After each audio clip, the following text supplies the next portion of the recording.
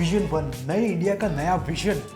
Itel ने एक smartphone launch कर दिया इंडिया मार्केट के अंदर, और उसकी कमाल की बात यह है कि इसकी जो प्राइस है काफ़ी क्लियर प्राइस है। 2 GB RAM, 32 GB internal storage के साथ में ये आ जाता है 6,699, यानी कि लगभग 6,700 रुपये के अंदर आ जाता है। और आप अगर 1 GB रैम एक्स्ट्रा चाहते हो तो 3 GB RAM, 32 GB internal storage आपको 7,000 में मिल जाएगा। तो ये काफ़ी क्लियर प्राइस के साथ में स्मार्टफोन लॉन्च हुआ है, और मेरे हिसाब से 1 GB रैम का जो डिफरेंस है वो सिर्फ 300 रुपये का डिफरेंस है, तो that is a good thing. लेकिन ये जो स्मार्टफोन है जो लोग लेने जा रहे हो, थर्ड क्लास प्रोसेसर के साथ में आता है। कंपनी खुद को ही कंपनी को नहीं मालूम कि वो बनाना क्या चाहती थी और कौन सा स्मार्टफोन बन गया है फाइनली। सो आज के इस वीडियो के अंदर हम लोग आईटेल के विजन वन स्मार्टफोन के बारे में पता करेंगे, और साथ में ये भी पता करेंगे किस तरीके से कोई न्यू कंपनी होती है या फिर इमेच्योर कंपनी होती है ना, वो कैसे कैसे मिस्टेक करके कैसे कैसे स्मार्टफोन्स लॉन्च कर देती है 2020 के अंदर। सबसे बड़ी चीज़ इस स्मार्टफोन के अंदर यह है कि यहाँ पे आपको बड़ी डिस्प्ले देखने को मिल जाती है। 6 इंच का आपको HD IPS पैनल देखने को मिल जाता है, 2.5D का कर्व्ड ग्लास देखने को मिल जाता है, उसमें कोई प्रॉब्लम नहीं है। 500 नीट्स की ब्राइटनेस भी देखने को मिल जाती है, that is a good thing इस प्राइस रेंज के अंदर।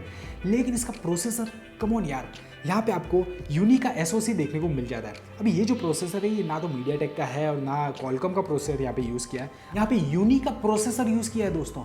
ये बना है 28 नैनोमीटर की एफिशिएंट टेक्नोलॉजी पे। कम ऑन, आप अगर 2020 के बारे में सोच रहे हो उसे छोड़िए, 2019 में भी अगर कोई स्मार्टफोन लॉन्च होता तो 28 नैनोमीटर की टेक्नोलॉजी पे नहीं लॉन्च होता, और ये तो 2020 के अंदर आपको 28 नैनोमीटर वाला प्रोसेसर डाल दिया इस स्मार्टफोन के अंदर। ये जो प्रोसेसर है ये काफ़ी थर्ड क्लास प्रोसेसर इसलिए बन जाता है क्योंकि पहले इसके अंदर बैटरी एफिशिएंसी बहुत ही आउटडेटेड है, 2016-17 वाली है।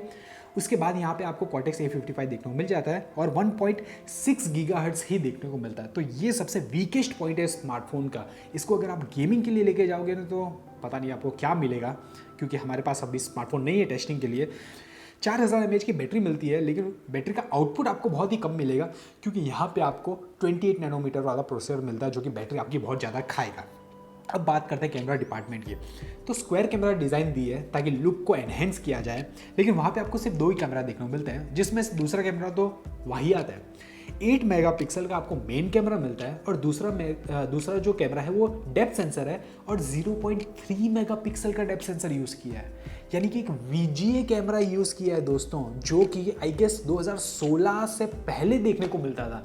इनफैक्ट 2017 में भी आई गेस 2 मेगापिक्सल का सेंसर स्टार्ट हो गया था। एंड आई डोंट नो ये किस तरीके का काम कर रही है आईटेल ऐसे स्मार्टफोन्स लॉन्च करके। मुझे ऐसा लग रहा है कि ये जो स्मार्टफोन है माइट भी स्टॉक बच गया था 2016-17 के अंदर, और वो सारा स्टॉक यहाँ पे सल्टाने के लिए स्मार्टफोन लॉन्च हुआ है इस प्राइस सेगमेंट के अंदर। सेल्फी की बात करें तो यहीं पे मैं बोल रहा हूँ कि किस तरीके से कंपनी इमेच्योर तरीके से काम करती है। सेल्फी का कैमरा जो है वो बढ़िया दिया, आपको 5 मेगापिक्सल का सेल्फी कैमरा दिया, और बढ़िया चीज़ ये है कि यहाँ पे सेंसर साइज़ वो बड़ी है, 1.4 माइक्रोन पिक्सल साइज़ का सेंसर साइज़ देखने को मिल जाता है, f2.0 अपर्चर की ओपनिंग देखने को मिल जाती है। अब अगर आप क्लोजली देखो तो बैक कैमरा वाहियात दे दिया, सेल्फी कैमरा सेंसर साइज़ बढ़िया दे दिया, स्मार्टफोन का प्रोसेसर बेकार दे दिया, और जो प्राइस है वो बढ़िया दे दी। यानी किस तरीके से कंपनी खुद कंफ्यूज थी कैसा स्मार्टफोन लॉन्च किया। 2020 के अंदर एंड्रॉयड 10 के साथ में स्मार्टफोन लॉन्च होना चाहिए, ये स्मार्टफोन एंड्रॉयड 9 पाई के साथ में लॉन्च हो रहा है। वाह, इनफैक्ट आधा 2020 निकल चुका है कोरोना वायरस के साथ में, और यहाँ पे आईटेल का विजन वन स्मार्टफोन पता नहीं किस टाइप का स्मार्टफोन बना है। इसके अलावा यहाँ पे आपको फिंगरप्रिंट सेंसर देखने को मिल जाता है, फेस अनलॉक के फीचर देखने को मिल जाता है, eMMC का स्टोरेज देखने को मिल जाता है। अभी कौन सा वेरिएंट होगा वो कंपनी ने मेंशन नहीं किया, हो सकता है 5.0 हो, 5.1 हो, तो वो चीज़ तो बाद में ही पता चलेगी। अब ये जो स्मार्टफोन है 2 GB RAM, 32 GB internal storage, इसकी प्राइस सही है 6,700 है, और 3 GB RAM 32 GB internal storage की प्राइस सही है 7,000 है। लेकिन 7,000 में आपको और भी Xiaomi के रियलमी के स्मार्टफोन्स देखने को मिल जाएंगे। तो ये भी एक टाइप का कन्फ्यूजन क्रिएट कर देता है कि वाकई में कंपनी ये स्मार्टफोन इंडिया मार्केट के अंदर किस हिसाब से लॉन्च करना चाहती है। अगर ये सारे स्पेक्स को अगर देखें तो ये स्मार्टफोन करीबन 5,000 रुपये या 5,500 रुपये मैक्स उसके आसपास ही लॉन्च होना चाहिए।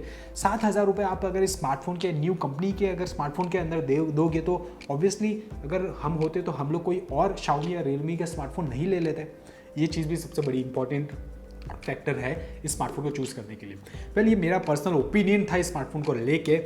प्लीज़ हमें नीचे कमेंट में बताइए कि आपके हिसाब से ये स्मार्टफोन कैसा है। और दूसरा सबसे बड़ा इंपॉर्टेंट क्वेश्चन है, इस स्पेक्स को देखते हुए स्पेक्स को देखते हुए आपके हिसाब से स्मार्टफोन की प्राइस जेन्युइनली क्या होनी चाहिए, तो प्लीज़ हमें नीचे कमेंट में बताइए। वेल पहला तो क्वेश्चन यही है कि इस टाइप के स्मार्टफोन्स लॉन्च ही नहीं होने चाहिए थे, और खैर लॉन्च हो गए तो 7,000 रुपये वाली प्राइस या फिर 600-700 वाली प्राइस के अंदर क्या ये जस्टिफाई करता है, हमें नीचे कमेंट में ज़रूर बताइएगा। आई होप आपको हमारे वीडियोस अच्छे लग रहे हैं, जेन्युइन लग रहे हैं, रीजनेबल लग रहे हैं। अगर लग रहे हैं तो प्लीज़ वीडियो को लाइक करके टेक देखो चैनल को सब्सक्राइब कर लीजिए, नोटिफिकेशन बेल को ऑल पे हिट कर लीजिए। इसके अलावा साइड में कुछ वीडियोज़ है, अगर आपने चेकआउट नहीं किया तो प्लीज़ आके चेकआउट कर लीजिए। मिलता हूँ नेक्स्ट वीडियो के अंदर, तब तक के लिए tata bye bye. This is Vivek signing of.